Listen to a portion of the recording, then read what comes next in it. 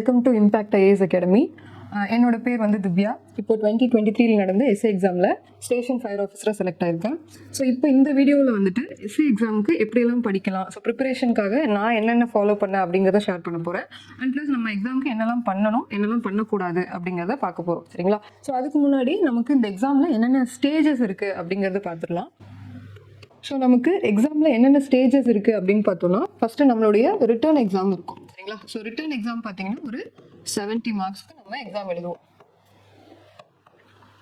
Okay, so இதில் நமக்கு டோட்டலாக 140 கொஷின்ஸ் இருக்கும். ஸோ இந்த 140 கொஷின், ஒரு கொஷினுக்கு ஹாஃப் மார்க்ஸ். ஸோ அதை பேஸ் பண்ணி நம்ம 70 மார்க்குக்கு ரிட்டன் எக்ஸாம் எழுதுவோம். ஸோ இந்த ரிட்டன் எக்ஸாம் நம்ம கிளியர் பண்ணிட்டோம் அப்படின்னா நெக்ஸ்ட் நம்ம போகக்கூடியது ஃபிசிக்கல் எக்ஸாம். ஸோ ஃபிசிக்கல் எக்ஸாமில் அரௌண்ட் ஒரு 15 மார்க்ஸ் நம்மளால் எடுக்க முடியும். சரிங்களா? ஸோ இது வந்து நமக்கு பாய்ஸ்க்கு ஒரு சில ஈவெண்ட்ஸ் இருக்கும் அண்ட் கேர்ள்ஸ்க்கு ஒரு சில ஈவெண்ட்ஸ் இருக்கும். ஸோ அந்த ஈவெண்ட்ஸை பொறுத்து நம்ம எதை சூஸ் பண்ணுறோம் அப்படிங்கிற ஆப்ஷனும் நமக்கு கொடுப்பாங்க. ஸோ அதே போல் ஃபிசிக்கலாக நமக்கு 15 மார்க்ஸ் எடுத்துருவோம். அண்ட் அடுத்து தேர்ட் ஸ்டேஜ் நமக்கு இன்டர்வியூன்ட்டு ஒரு ஸ்டேஜ் இருக்குது. சரிங்களா? ஸோ இன்டர்வியூவில் ஒரு 10 மார்க்ஸ்க்கு நம்ம இங்கே இன்டர்வியூ அட்டென்ட் பண்ணுவோம். ஸோ இன்டர்வியூவில் நமக்கு ஒரு 10 மார்க்ஸ்க்கு இந்த இன்டர்வியூ ஸ்டேஜ் நம்ம அட்டென்ட் பண்ணுவோம். அண்ட் அடுத்து 4th ஸ்டேஜ்னு பார்த்தீங்கன்னா மெடிக்கல். ஸோ நமக்கு நம்ம மெடிக்கலாக ஃபிட்டாக இருக்கோமா அப்படிங்கிறதுக்காக ஒரு மெடிக்கல் டெஸ்ட்டுக்கு கூப்பிடுவாங்க. சரிங்களா? ஸோ இது முடிச்சு வெரிஃபிகேஷன் ப்ராசஸ் இது எல்லாமே போகும். ஸோ இதுதான் வந்து எக்ஸாம்ஸில் இருக்கக்கூடிய ஸ்டேஜஸ். ஸோ முதல்ல ரிட்டன் எக்ஸாம் கிளியர் பண்ணணும், அடுத்து ஃபிசிக்கல் எக்ஸாம், அடுத்து இன்டர்வியூ, அண்ட் மெடிக்கலுக்கு நம்ம போவோம். சரிங்களா? ஸோ இந்த எக்ஸாமில் ரொம்ப முக்கியமானது இந்த 70 மார்க்ஸுங்கிற ரிட்டன் எக்ஸாம் பார்ட்டு. ஸோ நம்ம மோஸ்ட்டாக எக்ஸாம் ப்ரிப்பேர் பண்ணுறவங்க எல்லாருமே ஃபிசிக்கலாகவும் ஸ்ட்ராங்காக இருப்பாங்க, கொஞ்சம் நல்லா பேசக்கூடியவங்க இன்டர்வியூலையும் ஸ்கோர் பண்ண முடியும். சரிங்களா? பட் நமக்கு இங்கே ஒரு டேர்னிங் பாயிண்டாக இருக்கிறது இந்த ரிட்டன் எக்ஸாம் மார்க்ஸ் தான். ஸோ ரிட்டன் எக்ஸாம் எப்படி பண்ணுறோம் அப்படிங்கிறத வச்சு தான் எக்ஸாம் கிளியர் பண்ண முடியுமா முடியாதா அப்படிங்கிறத நம்மளால யூகிக்க முடியும். சரிங்களா? 70 மார்க்ஸ்க்கு நம்ம ஒரு 65 ஸ்கோர் பண்ணிட்டோம் அப்படின்னா கண்டிப்பாக நம்மளால ரிட்டன் எக்ஸாம் கிளியர் பண்ண முடியும். சரிங்களா? ஸோ அதுக்கடுத்து ஃபிசிக்கல் இன்டர்வியூவில் நம்ம அடுத்தடுத்து பார்த்துக்கலாம். ஸோ இந்த 65 ஸ்கோர் பண்ணுறதுக்கு நம்ம என்ன பண்ணணும் அப்படிங்கிறத இன்னைக்கு பார்க்க போகிறோம். ஓகேங்களா? ஸோ இது வந்து நான் ஒரு மினிமமாக சொல்கிறேன். இதுக்கு மேலே நீங்கள் 65க்கு அபவ் எடுக்கிறீங்கனாலும் ரொம்ப நல்லது. ஓகேவா? ஸோ ஏன்னா இப்போ லாஸ்ட் எக்ஸாம் வரைக்கும் நடந்தது வரைக்கும் நம்ம ஒரு கட் ஆஃப் ப்ரிடிக்ஷன் பார்க்குறப்ப நமக்கு 60 வரைக்குமே நமக்கு கட் ஆஃப் ப்ரிடிக்ஷன் இருக்குது. சரிங்களா? ஸோ அப்போ நம்ம வந்து ஒரு 65 அப்படின்னு ஃபிக்ஸ் பண்ணிக்கிட்டா தான் நம்மளால எக்ஸாம் கிளியர் பண்ண முடியும். ஸோ அப்போ இந்த 70 மார்க்குக்கு எப்படி 65 எடுக்கணும், என்னெல்லாம் பண்ணணும் அண்ட் என்னெல்லாம் பண்ணக்கூடாது, அண்ட் நான் என்னோட ப்ரிப்பரேஷனுக்கு என்னெல்லாம் ஃபாலோ பண்ணேன் அப்படிங்கிறத இப்போ உங்கள்கிட்ட ஷேர் பண்ணிக்க போகிறேன். சரிங்களா? ஸோ ஃபர்ஸ்ட் நம்ம எக்ஸாமுக்கு என்னெல்லாம் பண்ணணும் அப்படிங்கிறத பார்த்துடலாம். ஸோ ஃபர்ஸ்ட் பாயிண்ட் பாருங்க, சிலபஸ். ஸோ நமக்கு வந்து எஸ்ஐக்கு என்ன சிலபஸ் கொடுத்துருக்காங்க, வெப்சைட்டில் போய் பார்த்தீங்கன்னா சிலபஸ் கிடைக்கும். ஸோ என்ன சிலபஸ் கொடுத்துருக்காங்க அப்படிங்கிறத எடுத்து பாருங்க. அண்ட் மாடல் கொஸ்டின் பேப்பரும் நமக்கு அவைலபிளாக இருக்குது. ஸோ மாடல் கொஸ்டின் பேப்பர் எடுத்து பார்த்தீங்க அப்படின்னாலே நமக்கு என்ன மாதிரியான டாபிக்ஸ்லேருந்து என்ன மாதிரி கொஸ்டின்ஸ் கேட்டிருக்காங்க, எத்தனை கொஸ்டின் கேட்டிருக்காங்க, அண்ட் எந்த டாப்பிக்கு இம்பார்ட்டன்ஸ் கொடுக்கணும் அப்படிங்கிறது எல்லாமே நமக்கு புரிஞ்சிடும். சரிங்களா? ஸோ இந்த சிலபஸ்ங்கிறது ரொம்ப ரொம்ப முக்கியம். ஸோ நமக்கு எக்ஸாம் பேட்டர்ன்னு பார்த்தீங்கன்னா 140 கொஸ்டின்ஸ் கேட்பாங்க. சரிங்களா? ஸோ எக்ஸாமில் நமக்கு 140 கொஸ்டின். ஸோ இதுக்கு டைம் பார்த்தீங்கன்னா ஒரு 2.5 மணி நேரம் நமக்கு டைம் இருக்கும். ஓகேவா? ஸோ இந்த 140 கொஸ்டினில் ஒரு கொஸ்டினுக்கு ஹாஃப் மார்க்குன்றதை பேஸ் பண்ணி சிலபஸை நம்ம ஃபஸ்ட்டு அண்டர்ஸ்டாண்ட் பண்ணிக்கணும். சிலபஸில் என்னென்ன டாபிக்ஸ் கொடுத்துருக்காங்க, எந்த டாப்பிக்கு எவ்வளோ இம்பார்ட்டன்ஸ் கொடுக்கணும் அப்படிங்கிறது நமக்கு தெரியணும். சரிங்களா? ஸோ நமக்கு எக்ஸாமில் ஒரு 140 கொஸ்டின் இருக்கும், 140 கொஸ்டின்ஸ் இருக்கும். அண்ட் ஒரு கொஸ்டினுக்கு ஹாஃப் மார்க். ஸோ அப்போ நமக்கு மார்க்ஸ்ன்னு பார்த்தீங்கன்னா 70 மார்க்ஸ்க்கு நம்ம எக்ஸாம் எழுதுவோம். அண்ட் நமக்கு டைமிங் பார்த்தீங்கன்னா ஒரு 2.5 மணி நேரம் டைம் இருக்கும். சரிங்களா? ஸோ இதுலேயே நம்ம பேப்பர் 1 அண்ட் பேப்பர் 2 அப்படிங்கிற 2 பேப்பர் இருக்குது இல்லைங்களா? ஸோ இதில் பேப்பர் 1ங்கிறது எலிஜிபிலிட்டி பேப்பர், தமிழ் பேப்பர் இருக்கும். ஸோ தமிழ் பேப்பரில் ஒரு 100 மார்க்ஸ்க்கு கொஷின்ஸ் இருக்கும். ஸோ இந்த பேப்பர் 1ல் நீங்கள் 100க்கு 40 ஸ்கோர் பண்ணாலே எக்ஸாம் கிளியர் பண்ணிடலாம். சரிங்களா? இது வந்து ஜஸ்ட் எலிஜிபிலிட்டி மட்டும்தான். ஸோ இந்த ஸ்கோரை நமக்கு எக்ஸாமில் எடுத்துக்க மாட்டாங்க. ஸோ அப்போ பேப்பர் 1ங்கிறது தமிழ் பேப்பர். ஸோ இதுக்கு நம்ம 40 எடுத்தாலே நம்ம வந்து இந்த எக்ஸாமுக்கு எலிஜிபிள் அப்படிங்கிறது மட்டும்தான் அங்கே முக்கியம். ஓகேங்களா? ஸோ இதில் ரொம்ப முக்கியமானது இந்த பேப்பர் 2. ஸோ இந்த பேப்பர் 2ல தான் இந்த 140 கொஸ்டின் அப்படிங்கிறது கேட்குறாங்க. ஸோ இந்த 140ல நம்ம இதை எப்படி ஸ்ப்ளிட் பண்ணிக்கலாம் அப்படின்னு பார்த்தீங்கன்னா 80 கொஸ்டினுங்கிறது நமக்கு ஜிஎஸ் பார்ட்ல கிடைக்கும். சரிங்களா? ஸோ அடுத்து இந்த 60 கொஸ்டினுங்கிறது நமக்கு சைக்காலஜி பார்ட்ல கிடைக்கும். அண்ட் இதுலேயே ஒரு 20 மார்க்ஸுங்கிறது நம்ம லாங்குவேஜ் கொஸ்டின்ஸ் இதில் இருக்கும். ஓகேங்களா? ஸோ லாங்குவேஜுங்கிறப்ப 10 தமிழ் இருக்கும், 10 இங்கிலீஷ் இருக்கும். ஸோ இங்கிலீஷ்லாம் நீங்கள் கிராமர் மட்டுமே படித்தாலே போதும். அண்ட் தமிழுக்கு நீங்கள் இங்கே பேப்பர் 1க்கு படிக்கிற அந்த ஃபார்மேட்டை ஃபாலோ பண்ணிங்கனாலே இங்கே இருக்கக்கூடிய ஒரு 10 மார்க்ஸ் நீங்கள் ஸ்கோர் பண்ணிடலாம். அண்ட் இதில் இருக்கக்கூடிய அடுத்து 40 கொஸ்டினுங்கிறது மேக்ஸ் அண்ட் ரீசனிங்காக இருக்கும். ஸோ நீங்கள் வந்து டெய்லி வந்துட்டு மேக்ஸும் ரீசனிங்கும் ஒரு 1 hour நீங்கள் ஒரு ப்ராக்டிஸ் பண்ணிட்டு இருந்தீங்க அப்படின்னாலே இந்த 40 மார்க்ஸை ஈஸியாக ஸ்கோர் பண்ணிடலாம். சரிங்களா? ஸோ இந்த 80 கொஸ்டினில் ஜிஎஸ்ல பார்த்தீங்கன்னா ஹிஸ்ட்ரி, பாலிட்டி, இந்த மாதிரி நிறைய டாபிக்ஸ் இருக்குது. ஓகேங்களா? ஸோ இதில் சயின்ஸ் மட்டுமே நமக்கு அரௌண்ட் ஒரு 30 கொஷின்ஸ் கேட்குறாங்க. ஸோ ஃபிசிக்ஸில் 10 கேட்பாங்க, கெமிஸ்ட்ரியில் 5 மார்க்ஸு, அதே போல் பயாலஜியில் ஒரு 15 கொஷின் கிட்ட வருது. சரிங்களா? அந்த 5ங்கிறது நியூட்ரிஷனல் பார்ட் கொஷினாக கேட்குறாங்க. ஸோ அப்போ சயின்ஸில் மட்டுமே ஒரு 30 கொஷின் கேட்குறாங்க. அடுத்து நம்ம சோஷியல் சயின்ஸு. ஸோ சோஷியல் சயின்ஸ்ன்னு பார்க்குறப்ப நமக்கு எல்லாமே கவர் ஆகிடும். பாலிட்டி, ஹிஸ்ட்ரி, ஸோ இந்த பார்ட் எல்லாமே கவர் ஆகிடும். ஸோ இதில் வந்துட்டு ஹிஸ்ட்ரியில் மட்டும் ஒரு அரௌண்ட் ஒரு 10 கொஷின், அண்ட் பாலிட்டியில் அரௌண்ட் ஒரு 10 கொஷின், அண்ட் ஜியாகிரஃபி இதில் ஒரு 10 கொஷின், அண்ட் எக்கனாமிக்ஸ். சரிங்களா? ஸோ இதில் ஒரு 5 கொஷின்ஸ் கேட்குறாங்க. ஸோ நமக்கு சயின்ஸில் ஒரு 30 கொஷின் அண்ட் சோஷியல் சயின்ஸில் ஒரு 35 கொஷின் வந்துருச்சு. அண்ட் ரிமைனிங் கொஷினுங்கிறது கரண்ட் அஃபேர்ஸ். சரிங்களா? Current affairs plus GK. So அந்த மிச்சம் இருக்க கொஷின் எல்லாமே கரண்ட் அஃபேர்ஸ்குள்ளே வந்துடும். அண்ட் இது எல்லாமே நம்ம ஸ்கூல் புக்கு ஃபாலோ பண்ணாலே நம்மளால கவர் பண்ணிட முடியும். சயின்ஸ் புக்கு கண்டிப்பாக சயின்ஸ் புக்கும் சோஷியல் புக்கும் நம்ம வச்சிருக்கணும். சரிங்களா? ஸோ ஸ்கூல் புக்கு, சமச்சீர் புக்கு முடிஞ்ச அளவுக்கு வாங்கி வச்சுக்கோங்க.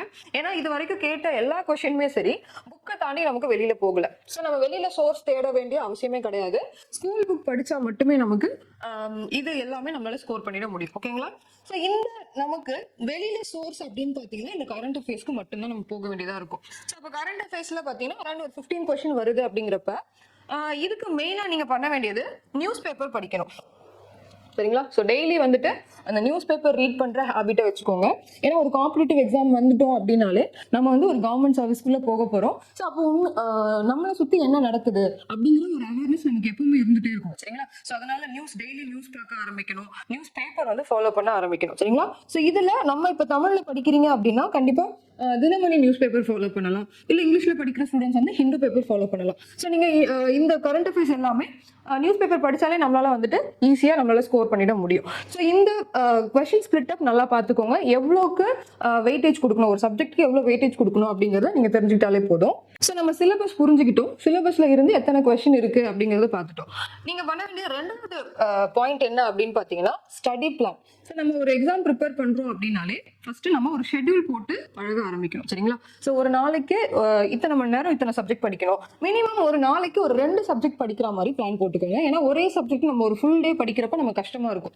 ஈஸியாக நம்மளால வந்துட்டு டைவர்ட் ஆக முடியாது, ஒரு மாதிரி ஒரு ஸ்ட்ரெஸ் ஆகிற மாதிரி ஃபீல் ஆகும். ஸோ முடிஞ்ச அளவுக்கு அட்லீஸ்ட் ஒரு 2 இல்லைன்னா ஒரு 3 சப்ஜெக்டா ஸ்ப்ளிட் பண்ணிக்கலாம். காலையில் ஒரு சப்ஜெக்ட், ஆஃப்டர் லஞ்சுக்கு அப்புறம் ஒரு சப்ஜெக்ட், ஈவினிங் வந்து ஒரு கொஞ்சம் ரிலாக்ஸ் பண்ணிட்டு நைட்டு ஒரு சப்ஜெக்ட். ஸோ இந்த மாதிரி ஒரு டேக்கு, ஓகேங்களா? ஸோ ஒரு டேக்கே நம்ம ஒரு 3 சப்ஜெக்ட் மாதிரி பிளான் பண்ணிக்கணும். ஸோ இந்த ஷெட்யூல் போடுற ஹேபிட்டுங்கிறது கண்டிப்பாக இருக்கணும்.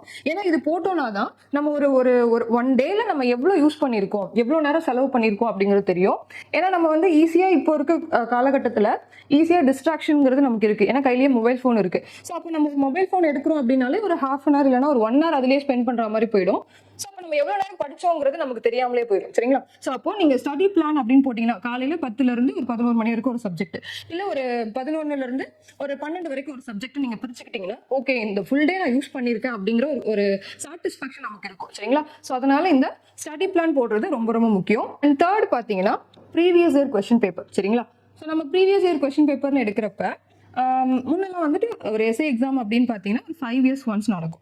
ஸோ அப்போ 5 இயர்ஸ் ஒன்ஸ்னா இப்போ ஒரு நீங்கள் ஒரு 2010 எடுக்கிறீங்க அப்படின்னா 2015 ஒரு கொஸ்டின் பேப்பர் கிடைக்கும். சரிங்களா? ஸோ 2010 ஒரு செட்டு கொஸ்டின் பேப்பர், அண்ட் 15 ஒரு செட்டு கொஸ்டின் பேப்பர், அடுத்து 2020 ஒரு set question paper. So 5 years once மட்டும்தான் நமக்கு ப்ரீவியஸ் இயர் கொஸ்டின் பேப்பர் அப்படிங்கிறது கிடைக்கும். பட் இப்போ ஒரு லாஸ்ட் ஒரு 2-3 இயர்ஸாக நமக்கு கண்டினியூஸாக எக்ஸாம்ஸ் நடக்குது. அப்போ உங்களுக்கு 22 ஒரு கொஸ்டின் பேப்பர் கிடைக்கும், 23 ஒரு கொஸ்டின் பேப்பர் கிடைக்கும். சரிங்களா? ஸோ அந்த மாதிரி முடிஞ்ச அளவுக்கு 2010க்கு அப்புறம் இருக்கக்கூடிய எல்லா கொஸ்டின் பேப்பரையும் டவுன்லோட் பண்ணி வச்சுக்கோங்க. முடிஞ்ச ஒரு பிரிண்ட் போட்டு கையில் வச்சுக்கோங்க. ஏன்னா இந்த ப்ரீவியஸ் இயர் கொஸ்டின் பேப்பர் ரொம்ப ரொம்ப முக்கியம். நம்ம ஒரு கொஸ்டினை எப்படி நம்ம படிக்கிறதுங்கிறது வேற, பட் அது எக்ஸாம்ல எப்படி நமக்கு கேட்கறாங்கிறது வேற. சரிங்களா? நம்ம வந்து ஒரு கான்செப்ட் ஓரியன்டா ஒரு ஸ்டோரியா படிச்சிருப்போம். பட் இதை வந்து எப்படி ஒரு கொஸ்டினா மாத்துறாங்க அப்படிங்கிறது நம்ம கொஸ்டின் பேப்பர் பார்த்தா மட்டும்தான் நம்மளால அனலைஸ் பண்ண முடியும். ஸோ அதனால ப்ரீவியஸ் இயர் கொஸ்டின் பேப்பர் ரொம்ப ரொம்ப முக்கியம். முன்னாடி இருக்கக்கூடிய நான் சொன்ன மாதிரி 2010ல இருந்து இருக்கக்கூடிய கொஸ்டின் பேப்பர்ஸை டவுன்லோட் பண்ணி அதை வந்து நீங்க படிக்கிறப்ப பக்கத்துலயே வச்சு ஒரு டாபிக் படிக்கிறீங்களா, இந்த டாபிக்ல இருந்து என்ன கொஸ்டின் கேட்டிருக்காங்க, எப்படி அதை கொஸ்டினா கேட்டிருக்காங்க, ஒரு ஸ்டேட்மெண்ட் பேஸ்டா கேட்கறாங்களா, இல்ல ஒரு மேட்ச் த ஃபாலோயிங்கா கேட்கறாங்களா, இல்ல வந்துட்டு ஒரு அசர்ஷன் ரீசன் டைப்ல கேட்கறாங்களா அப்படிங்கிற மாதிரி நீங்க அனலைஸ் பண்ணி பார்த்துக்கலாம். அண்ட் ஃபோர்த் பாயிண்ட் நீங்க ஞாபகம் வச்சுக்க வேண்டியது ரிவிஷன். நம்ம என்னதான் படிக்கிறோம் அப்படின்னாலும் கண்டிப்பா ஒரு 2 ரிவிஷனாவது கொடுக்கணும், சரிங்களா? ஸோ எக்ஸாம் போறதுக்கு முன்னாடி அந்த ஒரு ஃபுல் புக்கை வந்துட்டு ஒரு ரிவிஷன் கொடுத்தா மட்டும்தான் நமக்கு எக்ஸாம்ல அது ஞாபகம் இருக்கும். ஏன்னா நம்ம படிக்கிறப்ப நமக்கு எல்லாம் புரியுற மாதிரியே இருக்கும், எல்லாம் மனசுக்குள்ள நிக்கிற மாதிரியே இருக்கும். பட் நம்ம ஒரு எக்ஸாம் ஹால்குள்ள அப்படியே போறோம் அப்படிங்கிறப்ப நமக்கு வந்து இது எங்கேயோ அந்த கொஸ்டின் பாக்குறப்ப தெரியும், இந்த கொஸ்டின் வந்து எங்கேயோ படிச்சிருக்கோம், இந்த புக்ல இந்த பேஜ்ல இருக்குங்கிற அளவுக்கு நமக்கு தெரியும், பட் ஆன்சர் ஞாபகம் வராது, சரிங்களா? ஸோ அதுக்கு ரீசன் என்ன அப்படின்னா நீங்க ரிவிஷன் பண்ணாம போயிருப்பீங்க. ஸோ அப்போ நீங்க எக்ஸாமுக்கு போறதுக்கு முன்னாடி அட்லீஸ்ட் ஒரு 2 ரிவிஷனாவது கண்டிப்பா கொடுத்துருக்கணும், சரிங்களா? அடுத்து 5th பாயிண்ட் பாத்தீங்கன்னா டெஸ்ட். ஸோ இந்த 4 ஸ்டெப் முடிச்சதுக்கு அப்புறம் நீங்க 5ஆவதா பண்ண வேண்டிய ரொம்ப முக்கியமான ஒரு ஸ்டெப் வந்து டெஸ்ட். என்னதான் படிக்கிறீங்க அப்படின்னாலும் அட்லீஸ்ட் ஒரு நாளைக்கு ஒரு 1 hour ஆகுது நீங்க ஒரு டெஸ்ட் போட்டு பார்க்கணும், சரிங்களா? ஸோ டெஸ்ட் ப்ராக்டிஸ் இருந்தா மட்டும்தான் நம்மளால வந்துட்டு நம்ம என்ன படிச்சிருக்கோம் அது வந்து நமக்கு அந்த கொஸ்டின் பேப்பர் பாக்குறப்ப ஞாபகம் வருதா அப்படிங்கிறது நமக்கு தெரியும், சரிங்களா? ஸோ அப்போ அந்த டெஸ்ட் ப்ராக்டிஸ்ங்கிறது கண்டிப்பா இருக்கணும். அண்ட் நமக்கு இங்க ஒரு 40 மார்க்ஸ் சைக்காலஜி சொன்னோம் இல்லையா? ஸோ சைக்காலஜில அந்த 40 மார்க்ஸ்க்கு நம்ம வந்து ஒரு மேக்ஸ் கொஸ்டின் நம்ம டெய்லி ப்ராக்டிஸ் பண்ணிட்டே இருக்கோம் அப்படின்னா தான் இங்க நமக்கு ஸ்கோர் பண்ண முடியும். அதனால இந்த டெஸ்ட் ப்ராக்டிஸ்ங்கிறது ரொம்ப ரொம்ப முக்கியம். ஸோ முடிஞ்ச அளவுக்கு உங்களுக்கு ஏதோ ஒரு ஆஃப்லைன் அதுலயும் ரொம்ப முக்கியமான விஷயம், ஆன்லைன் டெஸ்ட் எல்லாம் விட நீங்க ஒரு ஆஃப்லைன் டெஸ்ட் நீங்க போடுறீங்க அப்படின்னா ரொம்பவே பெஸ்ட். ஏன்னா ஒரு எக்ஸாம் ஹால்குள்ள நம்ம உட்காந்து ஒரு 10 பேர் கூட ஒரு எக்ஸாம் எழுதுறோம் அப்படின்னா ஆட்டோமேட்டிக்கா ஒரு எக்ஸாம் ஃபியர் இருக்கும், அந்த ஒரு எக்ஸாம் இப்படிதான் நடக்கும் அப்படிங்கிற ஒரு மைண்ட் செட் நமக்கு இருக்கும், சரிங்களா? ஸோ அதனால ஆன்லைன் டெஸ்ட் எல்லாம் அவாய்ட் பண்ணிருங்க. ஆஃப்லைன் டெஸ்ட் முடிஞ்ச அளவுக்கு நீங்க போட்டு பாருங்க, சரிங்களா? ஸோ அதனால இந்த 5 ஸ்டெப் ஃபாலோ பண்ணீங்க அப்படின்னாலே கண்டிப்பா நம்மளால சிலபஸ் கவர் பண்ணிட முடியும். அதே போல ஸ்கூல் புக்ஸை வந்து நீங்க ஒரு ஷெட்யூல் போட்டு படிக்கிறப்ப ஸ்கூல் புக்ஸை உங்களால ஈஸியா கவர் பண்ணிட முடியும். ஸோ ப்ரீவியஸ் இயர் கொஸ்டின் இருக்கப்ப கொஸ்டின் எப்படி கேட்கறாங்க அப்படிங்கிற ஒரு ஐடியா உங்களுக்கு ஈஸியா கிடைச்சிரும். அடுத்து நீங்க ரிவிஷன் பண்றப்ப உங்களுக்கு ரொம்ப பெரிய ஒரு கான்ஃபிடன்ஸ் கிடைக்கும். ரிவிஷன் பண்றப்ப நல்லாவே ஒரு கான்ஃபிடன்ஸ் இருக்கும், உங்களுக்கு எக்ஸாம் போறதுக்கு முன்னாடி இது ரொம்பவே ஹெல்ப் பண்ணும். அண்ட் அடுத்து நீங்க டெஸ்ட் போடுறீங்க அப்படின்னா உங்களால டைம் மேனேஜ்மெண்ட் ஈஸியா புரிஞ்சுக்க முடியும், சரிங்களா? ஸோ நீங்க டெஸ்ட் போடுறீங்க அப்படின்னா உங்களால டைம் மேனேஜ்மெண்ட்டை ஈஸியா கொண்டு வர முடியும். ஏன் அப்படின்னா நமக்கு இந்த 2.5 மணி நேரத்தை நம்ம எப்படி செலவு பண்றோம் அப்படிங்கிறது இருக்கு, சரிங்களா? நம்ம வந்து இந்த ஒரு 40 மார்க்ஸ்க்கே ஒரு 1 hour 1.5 hours எடுத்துக்கிறோம் அப்படின்னா அடுத்த ஒரு 1 hourல நம்மளால அந்த ஒரு 100 கொஸ்டின் போடுறது கஷ்டமா இருக்கும். ஸோ நீங்க அப்ப அடிக்கடிக்கு நீங்க டெஸ்ட் போட்டு பாக்குறீங்க அப்படிங்கிறப்ப இங்க 1 hour எடுக்கிறத ஒரு ½ hourலயே முடிச்சிட முடியும் அப்படின்னு தோணுச்சுன்னா நீங்க எக்ஸாம் ஸ்பீடா முடிச்சுட்டு உங்களுக்கு அந்த கொஸ்டின் பேப்பர் பாக்குறதுக்கும் நீங்க ஒழுங்கா தான் ஷேட் பண்ணிருக்கீங்களா அப்படின்னு பாக்குறதுக்கும் அட்லீஸ்ட் ஒரு 10 to 15 minutes ஆகுது உங்களுக்கு கிடைக்கும். ஸோ அப்போ நீங்க கண்டிப்பா டைம் மேனேஜ்மெண்ட் பண்றதுக்கு இந்த டெஸ்ட் ப்ராக்டிஸ் அப்படிங்கிறது ரொம்பவே முக்கியம். இப்போ எக்ஸாம்ல என்னெல்லாம் செய்யலாம் அப்படிங்கறத நான் பார்த்தோம். ஸோ நான் என்னெல்லாம் ஃபாலோ பண்ண அப்படிங்கறதையும் உங்களுக்கு சொல்லிட்டேன், சரிங்களா? ஸோ இதுக்கப்புறம் எக்ஸாம்ல என்ன பண்ணக்கூடாது அப்படிங்கிறது இருக்கு, சரிங்களா? ஸோ ரொம்ப முக்கியமான ஒரு பாயிண்ட் என்னன்னு பாத்தீங்கன்னா இப்போ வந்து நம்ம ரொம்ப வந்து இந்த சோஷியல் மீடியாவுக்கு அடிக்டடா இருக்கும் அண்ட் அதே போல மொபைல் ஃபோனுக்கு அடிக்டடா இருக்கும். ஸோ நம்ம ஒரு எக்ஸாம் ப்ரிப்பரேஷனுக்குள்ள வந்துட்டோம் அப்படின்னாலே ஃபோனை முடிஞ்ச அளவுக்கு அவாய்ட் பண்றதுக்கு ட்ரை பண்ணுங்க, சரிங்களா? ஸோ ஏன்னா நமக்கு தெரியாமலே நம்ம வந்து ஒரு ஃபோன்ல கிட்டத்தட்ட ஒரு 2-3 hours ரொம்பவே செலவு பண்ற மாதிரி தோணும். நம்ம ஒரு 10 நிமிஷம் பார்க்கலாம் அப்படின்னு எடுப்போம், பட் அதுவே ஒரு 1 hour ஆகும். சரி இன்னும் கொஞ்ச நேரம் பார்க்கலாம், ஒரு 2 hours ஆகும். ஸோ இந்த மாதிரி நம்மளோட நேரங்களை ஈஸியா ஒரு மொபைல் போனுங்கிறது கன்சியூம் பண்ணிடும். ஸோ அதனால மொபைல் போனை கொஞ்சம் அவாய்ட் பண்ணிக்க ட்ரை பண்ணுங்க. சோஷியல் மீடியாலையுமே வந்துட்டு நமக்கு என்ன தேவையோ அதை மட்டும் எடுத்துக்கணும், சரிங்களா? ஸோ தேவையில்லாத விஷயங்களை அவாய்ட் பண்ணிக்கிறதுக்கு ட்ரை பண்ணுங்க. அண்ட் அதே போல இந்த ஒரு சோம்பேறித்தனம் அப்படிங்கிறது நமக்கு இருக்கவே கூடாது, சரிங்களா? ஸோ காலையில கொஞ்சம் சீக்கிரமா எந்திரிச்சுக்கிறது, அதுக்கப்புறம் நம்ம கரெக்டா ஷெட்யூல் போட்ட மாதிரி அன்னைக்கு என்னெல்லாம் பண்ணணும் அப்படிங்கிறத நம்ம படிக்கிறதுக்கு எல்லாமே ப்ரிப்பேர் பண்ணி வைக்கணும், சரிங்களா? நம்ம படிக்கிற ஏரியாவை எப்பவுமே கொஞ்சம் கிளீனா வச்சுக்க ட்ரை பண்ணுங்க. இப்போ நம்ம நோட்ஸ் எடுக்கிறோம் அப்படிங்கிறதுக்காக ஒரு 4 புக்ஸ் அப்படியே பிரிச்சு வச்சுட்டு ஒவ்வொரு பாயிண்ட்ஸா எடுக்கிறோம் அப்படிங்கிறப்ப அப்படியே படிச்சுட்டு அப்படியே எழுந்து போயிடுவோம், சரிங்களா? ஸோ திடீர்னு பசிக்கும், நம்ம வந்து அடுத்த வேலையை பார்க்க அப்படியே எழுந்து போயிடுவோம். ஸோ இந்த மாதிரி இருக்கப்ப அடுத்த ஒரு 1 hour கழிச்சு 2 hours கழிச்சு நீங்க திரும்ப அதே இடத்துக்கு வந்து படிக்கிறப்ப ஒரு மைண்ட் செட்டே வராது. நீங்க எப்ப படிச்சாலும் சரி நீங்க படிக்கிற இடத்த கொஞ்சம் சுத்தமா வச்சுக்கணும், ஓகேவா? அந்த ஒரு கிளீன் அட்மாஸ்பியர் இருக்கப்பதான் மைண்ட் நல்லா ரிஃப்ரெஷிங்கா இருக்கும், அப்பதான் அடுத்து படிக்கிறதுக்கு நல்லாவே இருக்கும், சரிங்களா? ஸோ ஃபர்ஸ்ட் பாயிண்ட் நீங்க மொபைல் போன்ஸை கொஞ்சம் அவாய்ட் பண்ணிக்கணும். அண்ட் 2வது பாயிண்ட் நல்லா கிளீனா வச்சுக்கணும், நீங்க படிக்கக்கூடிய ஏரியாவை கொஞ்சம் கிளீனா பார்த்துக்கோங்க. அண்ட் தேர்டு இந்த நிறைய பேர் என்னுடைய ஃப்ரெண்ட்ஸே நிறைய பேர் இருக்காங்க, படிக்கிற காலகட்டங்கள்ல இந்த பிரேக்ஃபாஸ்ட் ஸ்கிப் பண்றது, லஞ்ச் சாப்பிடாம இருக்கிறது, இந்த மாதிரி ஃபுட் ஸ்கிப் பண்ற ஹேபிட் அப்படிங்கிறது இருக்கும், சரிங்களா? அது வந்து ரொம்பவே வந்து ஒரு தப்பான விஷயம் அப்படின்னு தான் சொல்லுவேன். முடிஞ்ச அளவுக்கு காலையில டைமுக்கு பிரேக்ஃபாஸ்ட் சாப்பிடணும். ஸோ டைமுக்கு சாப்பிடுற ஹேபிட் அப்படிங்கிறது கண்டிப்பா இருக்கணும், சரிங்களா? ஏன்னா நமக்கு ரிட்டன் எக்ஸாம் முடிஞ்சாலும் பிசிக்கல் டெஸ்ட் அப்படிங்கிறது ஒன்று இருக்கு. ஸோ பிசிக்கல் டெஸ்ட் போறப்ப பிசிக்கலி ஃபிட்டா இருந்தா மட்டும்தான் இப்போ ஒரு ரன்னிங் போறீங்க இல்லை ஒரு லாங் ஜம்ப் பண்றீங்க அப்படின்னாலும் நம்மளால ஈஸியா பண்ண முடியும். அண்ட் அதே போல நமக்கு கடைசியா மெடிக்கல் டெஸ்ட்டுமே இருக்கும். இருக்கும். ஸோ ஒரு மெடிக்கல் டெஸ்ட் போறீங்கிறப்ப நம்ம எல்லா விதத்துலயும் ஃபிட்டா இருக்குமா அப்படிங்கறதையும் செக் பண்ணுவாங்க. சரிங்களா? ஸோ இது வந்து ஒரு டிஎன்பிஎஸ்சி எக்ஸாம் மாதிரி கிடையாது. ஸோ எஸ்ஐக்கு நீங்க வந்து மென்டலி எவ்வளவு ஸ்டேபிளா இருக்கீங்களோ அதை வச்சும் அவங்க கால்குலேட் பண்ணுவாங்க. அதே போல நீங்க பிசிக்கலாவும் ஸ்டேபிளா இருக்கும். ஓகேங்களா? ஸோ அதனால ஃபுட்டை வந்து ஸ்கிப் பண்ணாம ஹெல்த்தை பார்த்துக்கோங்க. இப்போ உங்களால டிஸ்ட்ராக்ஷன் பண்ண முடியல, எனக்கு மொபைல் ஃபோன் அதிகமா யூஸ் பண்ணணும்னு தோணுது அப்படின்னு நினைக்கிறீங்கன்னா அந்த டைமிங்க நீங்க வந்துட்டு ஏதோ ஒரு ஜாகிங் போகலாம், இல்ல வாக்கிங் போகலாம், இல்ல நீங்க வந்துட்டு வீடை கிளீன் பண்ணலாம், இல்ல வீட்ல வந்து எனக்கு சமைக்க தோணுது அன்னைக்கு நைட்டு போயிட்டு ஏதாவது ஒரு குக் பண்ணலாம். இந்த மாதிரி உங்களை டிஸ்ட்ராக்ட் பண்ணிக்க ட்ரை பண்ணுங்க. ஸோ இந்த வீடியோல என்னெல்லாம் பண்ணணும், என்னெல்லாம் பண்ணக்கூடாது, அண்ட் நான் என்ன ஃபாலோ பண்ண அப்படிங்கறத உங்களுக்கு ஷேர் பண்ணியிருக்கேன். ஸோ இந்த வீடியோல நான் சொன்னது உங்களுக்கு ஓகே இது ஃபாலோ பண்ணலாம் அப்படின்னு தோணுச்சுன்னா நீங்க யோசிக்காம இன்னைக்கே ஒரு ஷெட்யூல் போட்டு எப்படி படிக்கலாம் அப்படிங்கறத முடிவு பண்ணுங்க.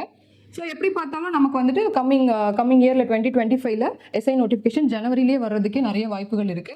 ஸோ அதனால அடுத்து வரக்கூடிய நோட்டிஃபிகேஷனை யூஸ் பண்ணிக்கோங்க. ஸோ இந்த நோட்டிஃபிகேஷன்லேயே எக்ஸாம் கிளியர் பண்ணி உள்ள போயிடணும் அப்படின்ற மாதிரி நீங்க ஒரு மைண்ட் செட் பண்ணிக்கோங்க. நம்ம அடுத்தடுத்த அட்டெம்ப்ட் பார்த்துக்கலாம் அப்படின்னு இருக்கக்கூடாது. ஒரே அட்டெம்ப்ட்ல நம்ம கிளியர் பண்ணி போகணும் அப்படிங்கிற தாட் தான் இருக்கும். சரிங்களா? ஸோ இந்த எக்ஸாம் கிளியர் பண்ணி போயிட்டீங்க அப்படின்னா அடுத்து உங்களுடைய லைஃபே அதுக்கேற்ற மாதிரி மாறிடும். ஸோ உங்களுடைய எக்ஸாம் ப்ரிப்பரேஷனுக்கு இந்த வீடியோ கண்டிப்பாக ஹெல்ப்ஃபுல்லாக இருக்கும் அப்படின்னு நம்புறேன். All the best. தேங்க்யூ.